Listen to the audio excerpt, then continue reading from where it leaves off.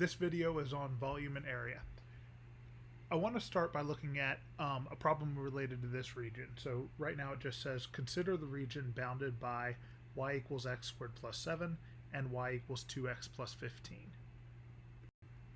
In the last video we talked about what we should do just based on the region. So the first thing we should do is get a good graph of the region. So y equals x squared plus 7 is a parabola shifted up 7 units.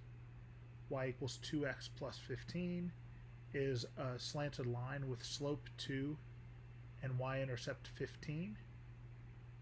And you really want the graph to be looking at the overlap of the curves. And so we want to look at the enclosed region there.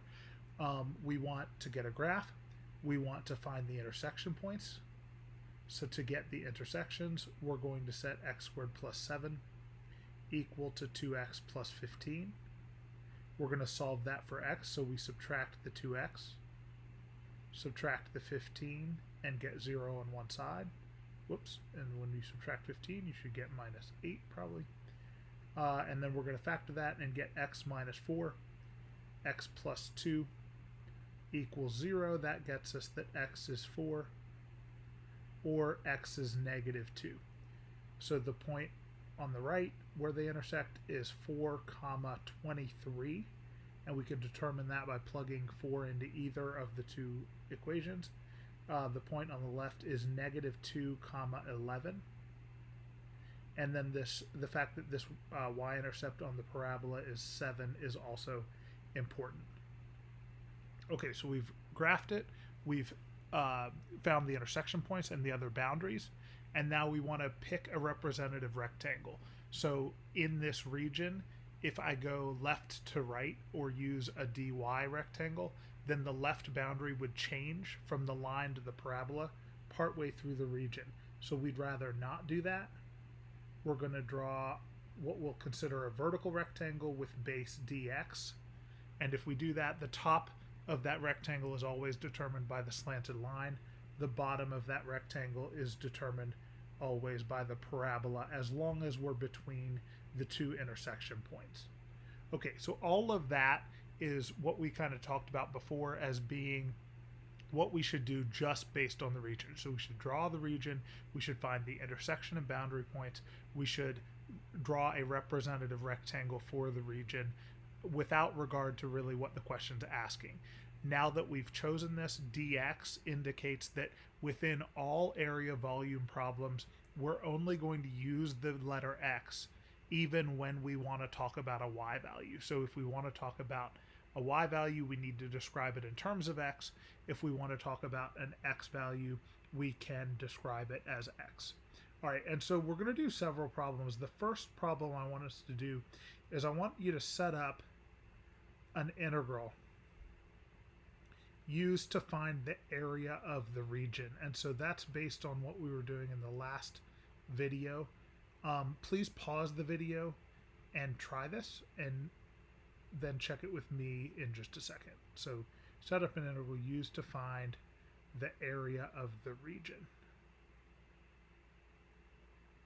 Again, please pause it, check it with me in a few minutes.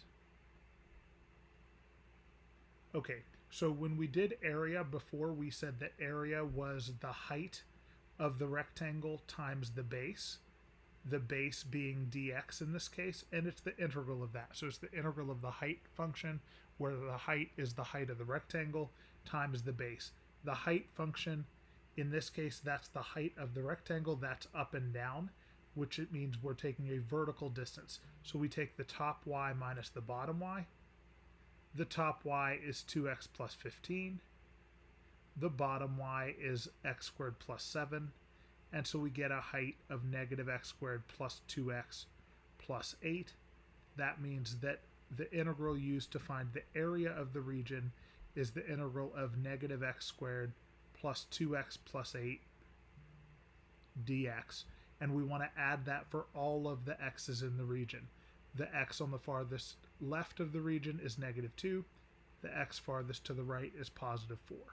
And so this is the answer to problem 1. Okay, for the next problems, I want to look at this set of instructions. So it now says set up integrals used to find the volume of the solid formed when the region is revolved about, and it's going to be revolved about a given line. And so we're going to start actually with y equals 2. And so I want to go ahead and draw that line on the diagram. So we have the x-axis drawn on here in black. Y equals 2 is a horizontal line, which is under the region because the y-intercept is at 7. And so what's going to happen is we're going to take that region and revolve it around the line y equals 2 and form a solid by doing so. So I want to look at a few diagrams that make that a little bit more clear. All right, so the idea is the region that we've got is not exactly, but similar to the region in the top left diagram. And what we're doing is we're revolving it around a line underneath that region. So this diagram kind of makes it look like we're revolving around the x-axis, which could be the case on a different problem. That'd be the same idea as if we were revolving it around y equals 2. And so if you revolve that entire purple region on the top left around the line underneath the region, we get a solid that you can see most of in the fourth diagram. The way we're going to compute volume is by focusing on the single representative rectangle. And so in the second diagram on the top left, the green rectangle is like the representative rectangle within the region that we're talking about. If you look at what that does, it revolves around and forms a disk, which this picture is showing the back half of. It would form an entire disk by revolving all the way around the line. The disk has some thickness, but it's in theory infinitely thin because the thickness is dx. But the idea would be to find the volume of that green disk and then find the volume of all the other disks that are being shown in the third diagram and adding them all up. As the number of disks increases to infinity, the width of the disks decreases to 0. That's the idea of a Riemann sum, and an integral will let us add those up. The bottom 4 diagrams shows the same idea if we were revolving a region around a vertical line rather than a horizontal line. Okay, so what happens is if we focus just on this green rectangle in the second diagram on the top left, if we were to look at that entire disk, we would get something like this. We call this a disk or a washer being one that has a hole in it, a disk being one that does not. Aside from that, the two regions or the two methods are the same. But we would get this picture on the right. The goal would be to find the volume of that picture. The way we would do that is to look at the picture or look at that diagram from the side, like the one on the left. We would find the area of this gray region, and then we would multiply by how thick it is in order to get the volume. And so to get the area of the region on the left, we would take pi times capital R squared minus pi times small r squared, because pi times big R squared would give us the area of the gray region and the white region. Pi times little r squared would get us the area of the white region, so subtracting them gets us the area of just the gray region. If we then multiply that times how thick the disk is on the right, then we would get pi times big R squared minus pi times little r squared times how thick the how thick the disk is, which is dx. We can rewrite this informally as pi times the integral big R squared minus little r squared times the thickness dx. We'll call this the disk or washer method. And we'll use this consistently to find volume on a lot of different problems. You should have access to PDFs of the diagrams that I used to show the disk washer method. we're going to use those here, and it would be a good idea to refer to those as we're doing the problem on problem 1. So if we look at what happens to the rectangle on this diagram, if we were to rotate just the rectangle around the line y equals 2, we would get that disc or washer shape that we were talking about just a second ago. That means that the volume here is given by doing pi times the integral of big R squared minus little r squared times the thickness dx. In some cases that would be dy. For this problem, let's make that just a little bit neater, but for this problem, the goal then would be just to find formulas for large r and small r. Looking at the green rectangle in the diagrams that we were looking at a minute ago, the center of the rotation is the line y equals 2. So capital R is the distance between the line we're revolving around and the farther end of the rectangle. That will be the outer edge of the disk that we're talking about. And so that is a vertical distance, which means we take the top y minus the bottom y. The top y within that distance is 2x plus 15. The bottom y within that distance is 2, which means capital R of x is 2x plus 13. This is exactly what we were doing on the previous worksheet related to the video before this. But we take the top y minus the bottom y. Capital R is the distance from the line we're revolving around to the farther end of the rectangle. When we do small r, we'll do that in red. That's again the distance from the center of the rotation, which is y equals 2, but now to the closer end of the rectangle, which happens to be the bottom. That gets us small r of x is the top y within that distance. That's that's x squared plus 7, minus the bottom y within that distance. That again is 2. That gets us x squared plus 5. That means that the volume for the single disk would be given by pi times big R squared minus little r squared times the thickness dx. We want to add that for all of the rectangles in the region, so we set this up this way. We say pi times the integral large R squared, that's 2x plus 13 squared, minus small r squared, that's x squared plus 5 squared, times how thick this is, dx. And we want to now add them up for all of the x's in the region. The x's in the region go from -2 to +4. You should now take a minute to do problem 2, pause the video, and set up the integral used to find the volume of the solid formed when the region is revolved about y equals -4 rather than y equals 2. Pause the video, try that, and check it with me in just a minute.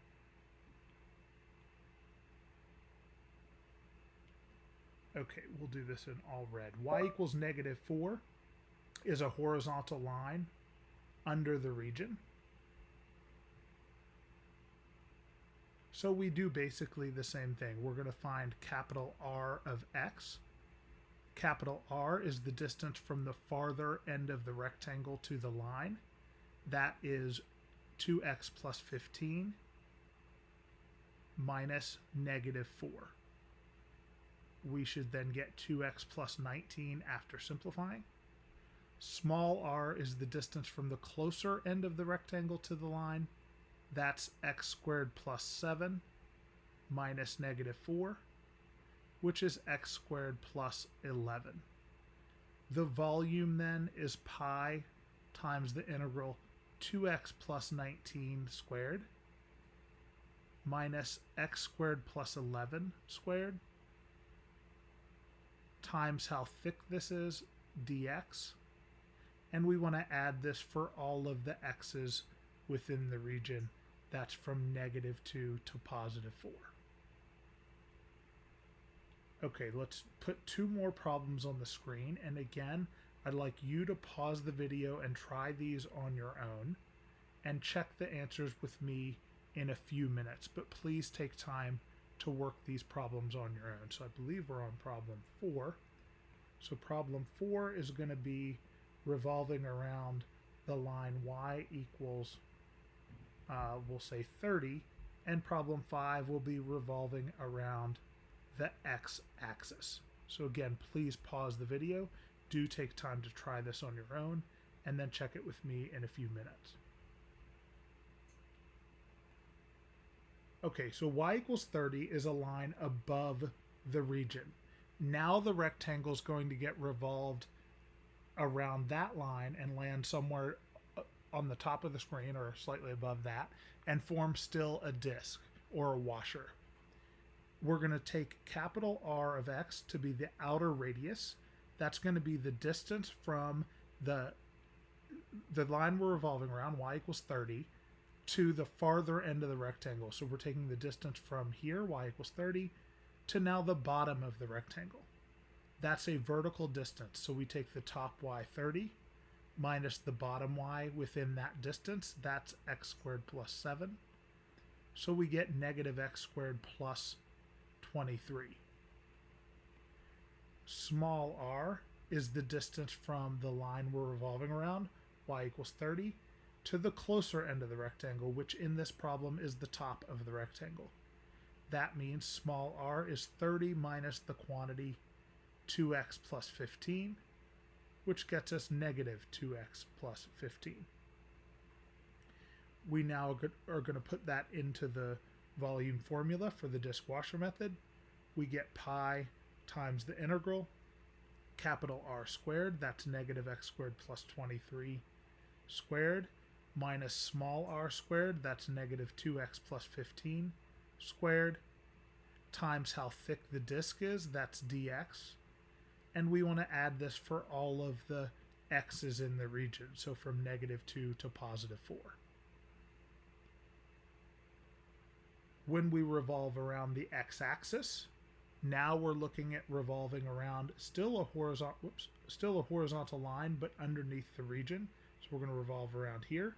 It's still a disk washer method problem. Capital R of x is the distance from the farther end of the rectangle to the line we're revolving around, which is the x-axis. That's the top y minus the bottom y.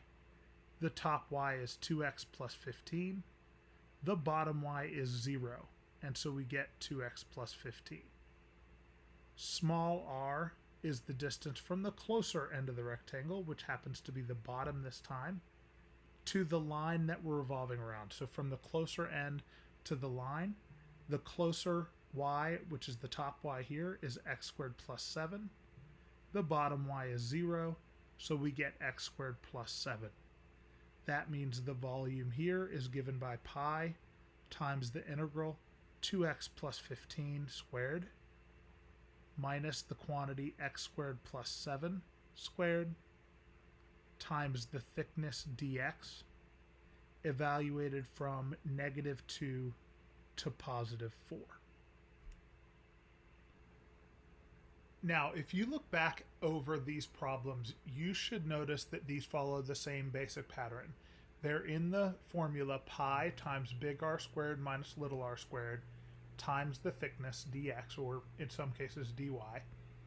The difference between what big R and little r end up being depends on where the line is.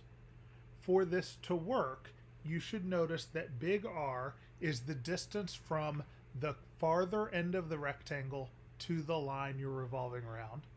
Small r is the distance from the closer end of the rectangle to the line you're revolving around.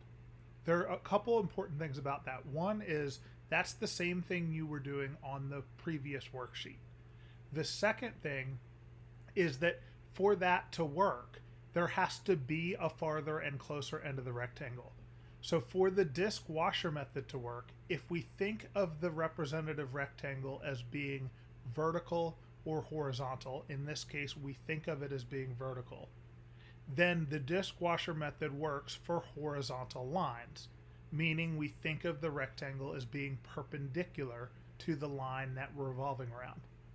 If we have a horizontal rectangle, it would be with a vertical line. In this case, if we're using a vertical line, the disk washer method won't work.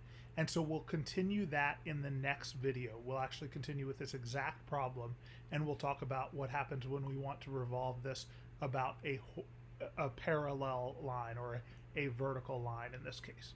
All right, thanks for watching this video.